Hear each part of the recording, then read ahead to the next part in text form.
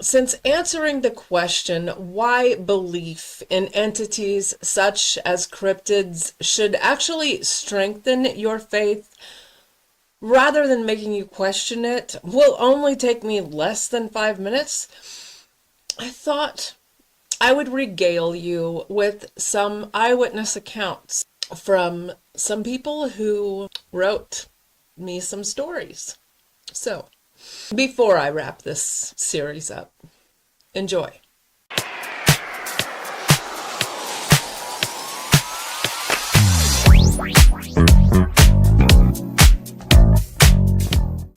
Hi, my name is Lindsay Rexan. If you are new here, welcome. If you are a returning watcher, welcome back. As I said before, we are going to get into this today by telling you guys some stories of a few who wrote in, who either emailed me or talked to me in person. I have one such story that comes to me from the Middle East concerning entities known as jinn, which I find fascinating. But before we get to that, I want to start off by a friend of mine, we'll call him William, wrote to me. And so we'll begin with a few of his stories. Back when our kids were in school, we often had their friends coming to visit and spend the night. Around bedtime, my wife would ask me to tell Bigfoot stories to the kids, so I did. But Hannah, Stacy's best friend, would just smirk and roll her eyes as if I was just telling tall tales that were untrue. She never believed a word I said about Sasquatch being real. Until years later, that is. One dark night, she and her husband were driving home through the redwood forest of Northern California. They were on the 2-lane part of Highway 101 northbound. They suddenly saw a huge, white, hair-covered Sasquatch standing on their side of the road as they approached in their car. As they began to pass by it, he turned, reached up to a treetop, and pulled himself up the bank and into the blackness of the night. Hannah said it was very tall. A couple of seconds went by and her husband asked, "Did I just see what I thought I saw?" She said, "Yes." And he's like, "I wonder if we ought to go back," to which she promptly responds, "No." Also, William wanted me to know that had she not been asked about this story, Hannah would not readily have volunteered it on her own.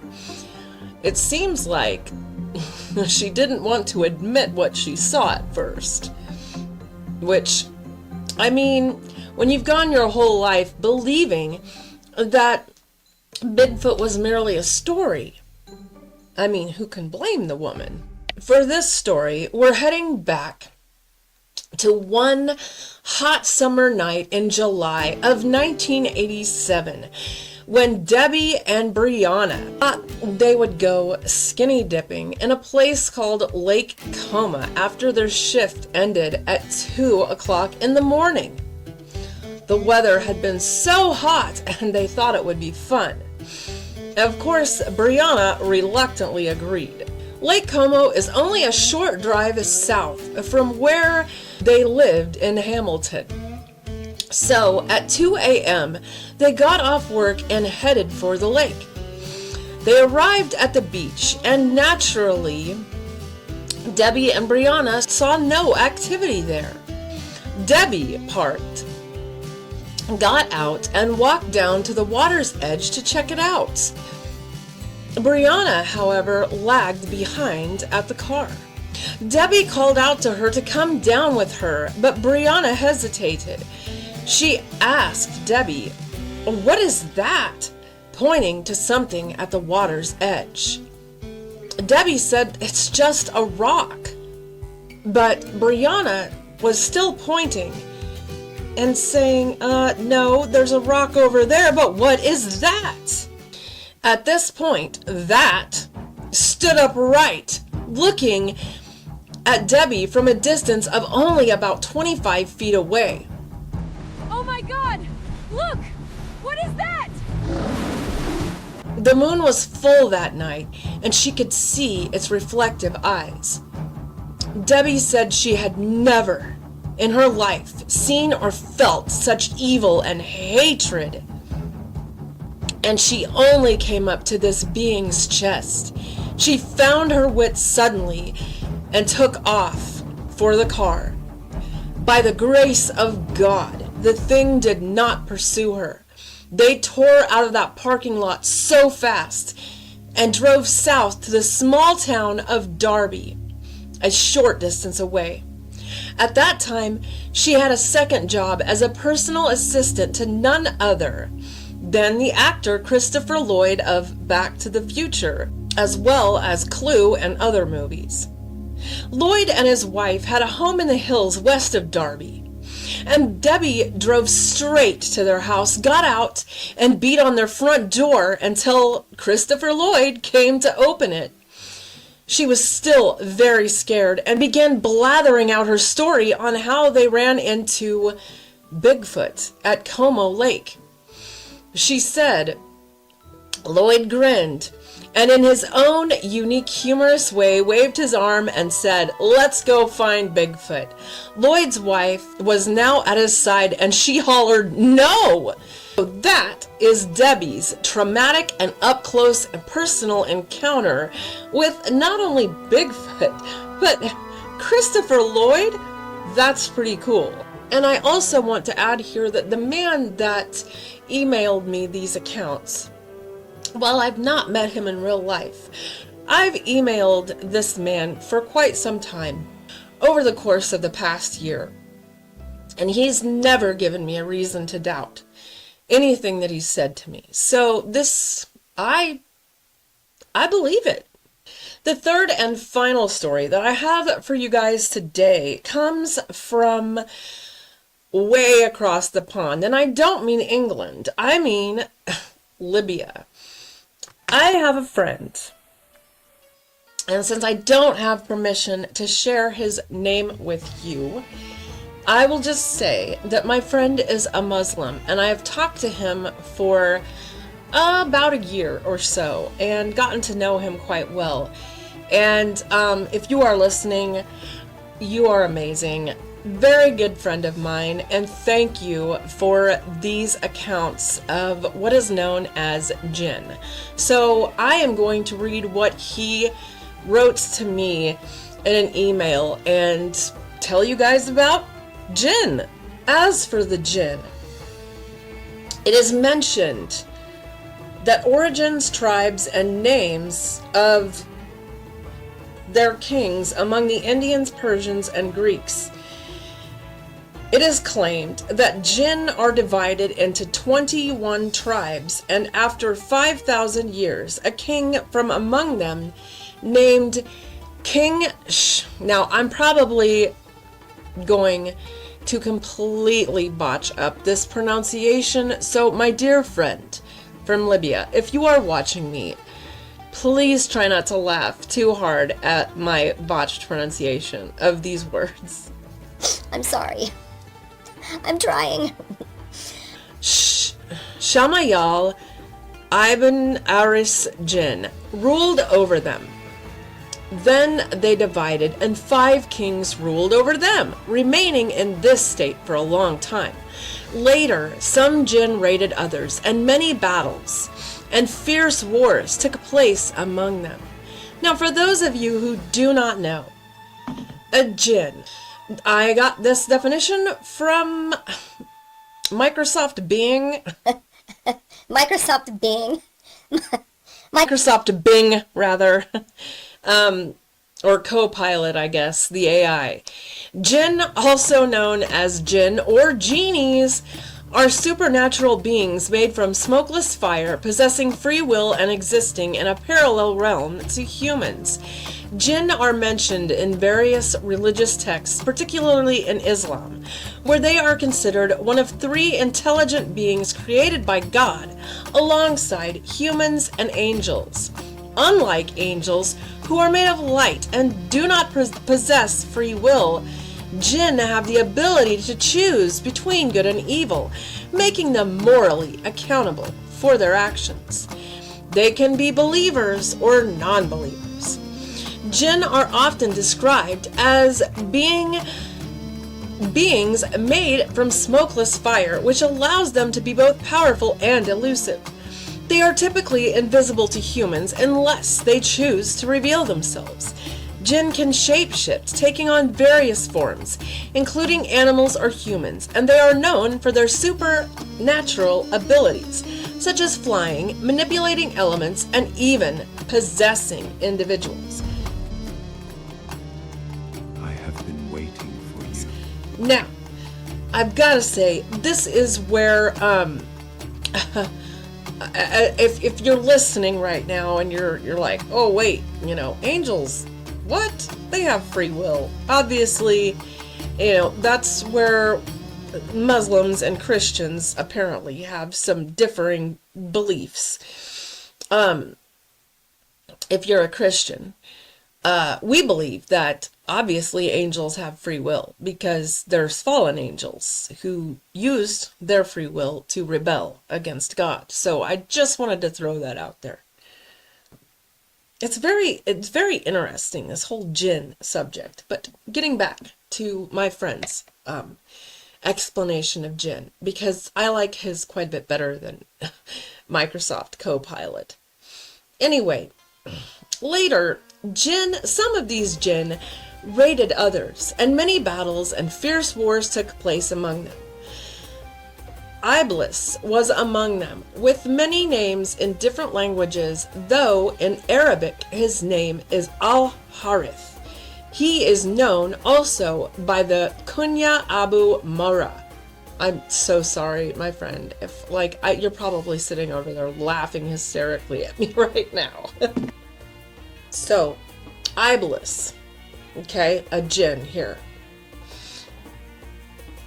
was immense in stature and strength, ascending to the heavens and standing among the ranks of the angels, striving in worship. When some of them oppressed others and wars broke out among them, he descended to the earth with an army of angels. He defeated and killed these angels and became a king on earth. Then he grew arrogant and oppressive, and his refusal to prostrate to Adam, the first man, peace be upon him, my friend says here, as God Almighty has informed us in his book, caused him to be cast down in the ugliest and most disfigured form.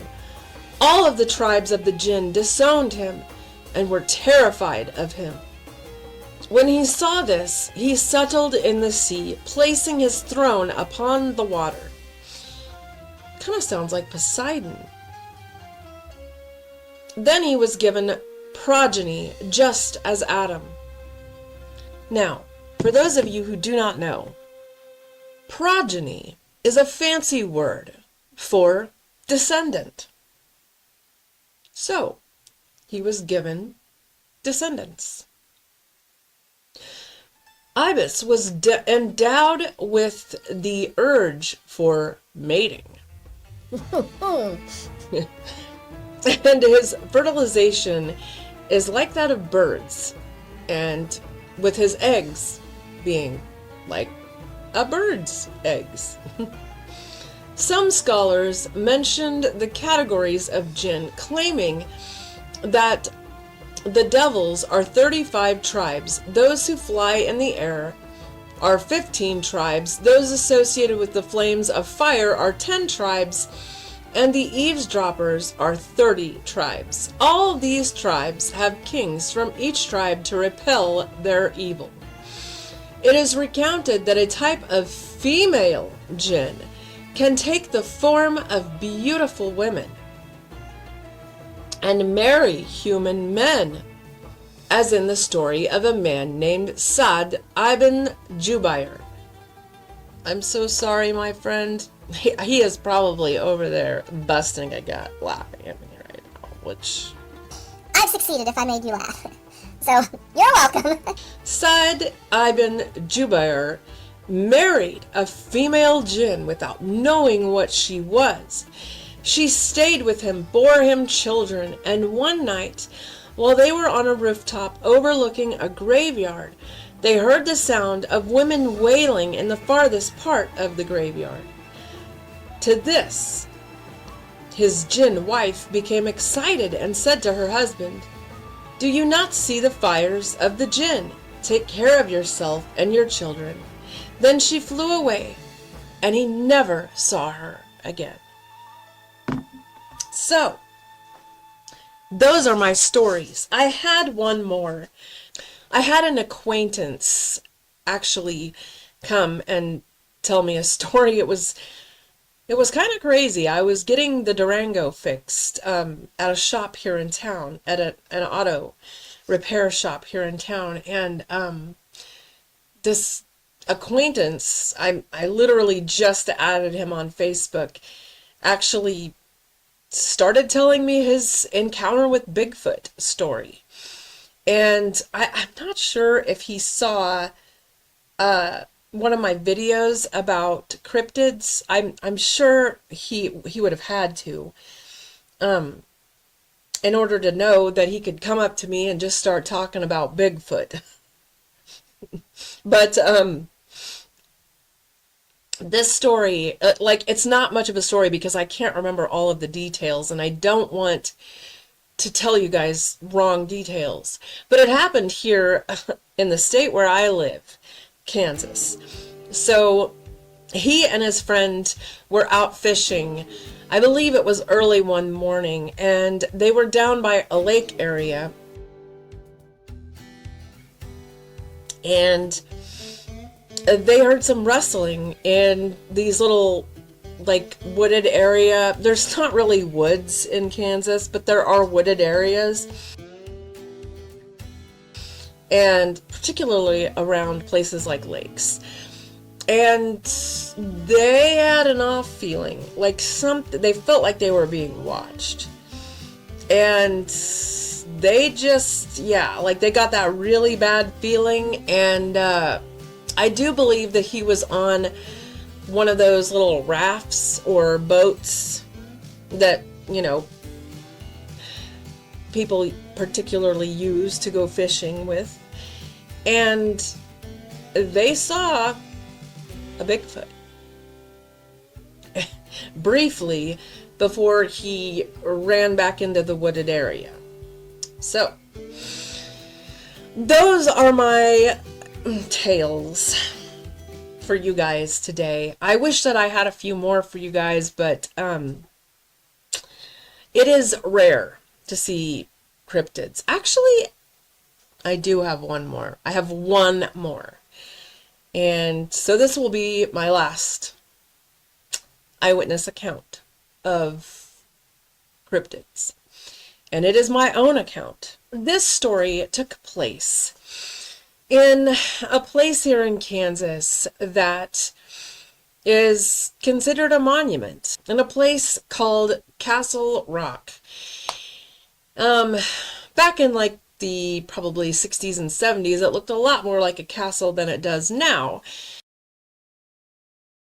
But it's still a popular tourist stop for people who are on the way to Colorado or on the way to Kansas City. I've been down there. The most recent that I've been down there has been a few years back, and I just got an off feeling while I was there the last time that I was there, and I would not want to go there alone. There's just something about it. Things have happened out there too. But that is a story for another video. So this didn't happen at Castle Rock, but it happened very near there. Years ago, I had a cousin, a second cousin, who I was very, very close to and still am. And since I do not have her permission to share her name, I am going to change her name. I am going to change her name to Christine. So Christine and we hung out all the time when we were kids. We palled around together everywhere. We would listen to Michael Jackson and dance around and just have a blast together. Another thing we used to do when I would go to her house near Castle Rock. I was such a weird kid, but we would lick salt blocks that were meant for the horses. She had horses, and she lived on a farm, and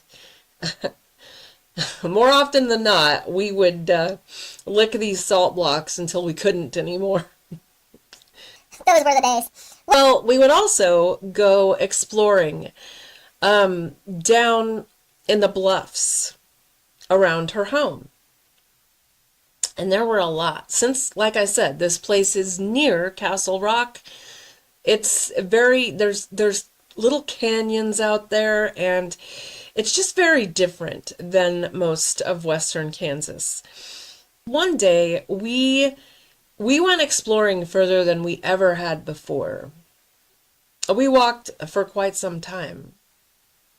And we were down in this canyon area, and I don't even know how to explain it, but I just remember feeling something come over me.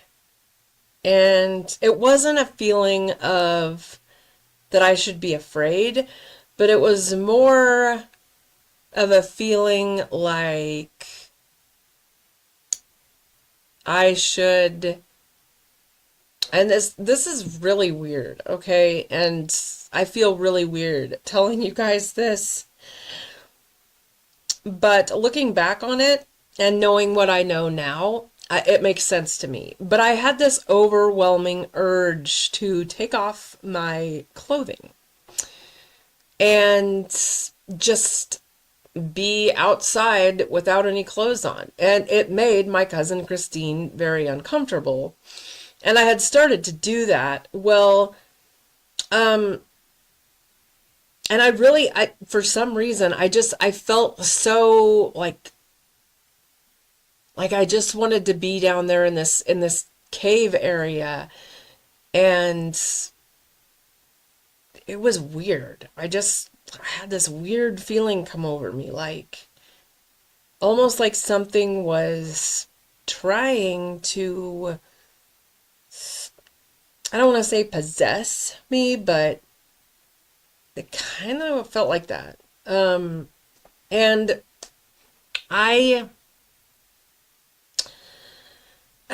like I said, she was very uncomfortable with this, and she was, promptly, she was like, I'm going to go home because this is just weird. And I have a bad feeling, and I think we should get out of here. Now, I want to say at that time, my cousin, Christine, was a devout Christian. She still is to this day, but she was more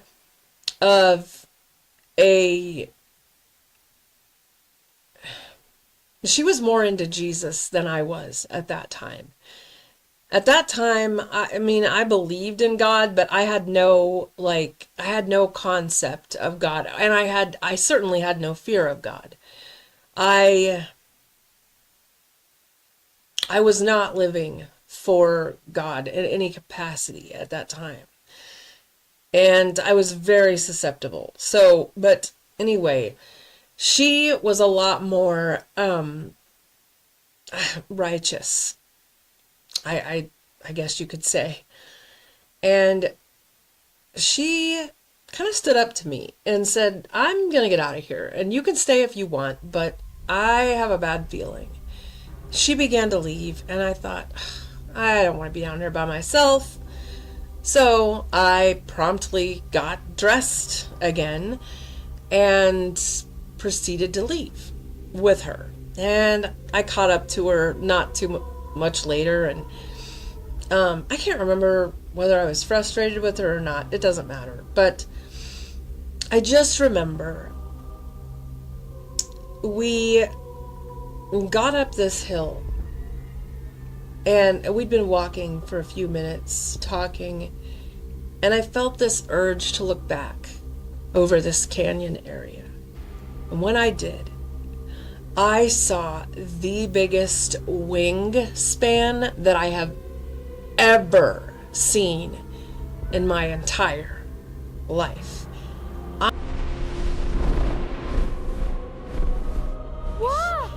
I'm talking, this wingspan was like the length of a car or more. It was insanely huge. I saw it rise up over the canyon briefly, and it just flapped once and then descended out of my line of sight. And I looked back and it was gone. I have no idea to this day what I saw. I've looked things up. I don't know whether it was some sort of fallen angel or whether it was like the Thunderbird. According to the cryptid wiki, the Thunderbird is a cryptozoological creature associated with large bird-like animals that live anywhere from northern Canada and Alaska down to Central America. Similar animals often appear in Native American mythology. Some tales tell of enormous eagles strong enough to carry whales back to their nests. Since pioneers began moving west across North American plains, sightings of large birds have been reported. Similar stories appear in civilizations around the world. So, I either saw a thunderbird or some type of fallen entity. But I know what I saw. And to this day, I know what I saw. I was probably around 11 at the time that this happened. So, that is my story, and I am sticking to it. But I hope that you have enjoyed my eyewitness accounts that I had for you today. The thing of it is, many Christians, when you try to bring something up like this that is outside of their comfort zone, they automatically shut down and dismiss you because this sounds too fantastical. And we've been programmed to believe that entities like this are make-believe. So, eyewitness accounts like the ones that I just shared with you are readily dismissed as folklore. The reason why I believe that is much the same reason why a lot of Christians have a hard time with the possibility of aliens and UFOs. It's because they have not reconciled their faith with these entities. It's like it shakes their faith. It goes against what Christians believe. It goes against, what's in the Bible and okay, God made, all of the animals, and then he made humans. Period. And a lot of Christians do not dive any deeper. We've been taught a certain way, and it's uncomfortable to explore any further because we're taught that, don't question. Don't question. Don't question the Bible. Don't question what you've been taught. But questioning your faith, really questioning your faith, really questioning why you believe what you do, will only deepen it. It will either deepen it, or it will make you stop and say, why do I believe what I believe? Which, if you're hearing from God, will eventually bring you back to Him. But a lot of Christians just can't believe this because it shakes their faith too much. Because they say to themselves, this goes against what I've been taught. Yeah, this makes me start to question my faith. It makes me start to question, is the Bible real? And like I said, when you go there, it may take you away from your faith for a little while, but ultimately it will bring you back, such as what happened with me. Another thing that I truly believe is people don't want to... They think if these things are real, they question, how could God allow that? How could God allow something like this to exist? And why would God create such a being? Well, here's the thing. When you begin to really explore and question and research, you find out that certain things have been removed from the Bible for the reason of keeping us in the dark, keeping certain things secret from us. Like the whole book of Enoch, which opens a whole new chapter in human history that's been completely omitted. When you find out that the book of Enoch was removed, I believe it was in 325 AD by the Council of Nicaea. It used to be a part of canon, but the book of Enoch it goes into great detail about the flood story. It goes into great detail about the Watchers, who, just like in my friend from Libya's story with the jinn, looking at human women and going, that's a nice creation. I think I'm going to check that out. It's very similar. These angels that were tasked to watch over humanity took their job a little too literally, and they stepped over a boundary that they knew there would be consequences for. And in so doing, they created a race of giants. They didn't stop there.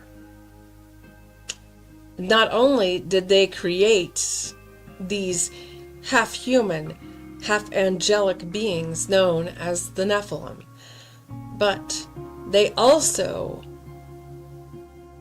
were mixing angelic DNA with the DNA of animals and coming up with these cryptid beings like Goat Man and Dog Man and minotaurs, satyrs, centaurs, stuff like that. These beings were real because they were created, but they were abominations because they were not God's creation. And nothing has changed. It's only went underground. So, at the end of the day, if you will allow it, all of these subjects will only serve to deepen your faith rather than shaking it. It might shake it a little bit, but sometimes that's a good thing. As always, I pray that you have been entertained as well as blessed. And you guys know, I love you. God bless you. And of course, I will see you in the next video.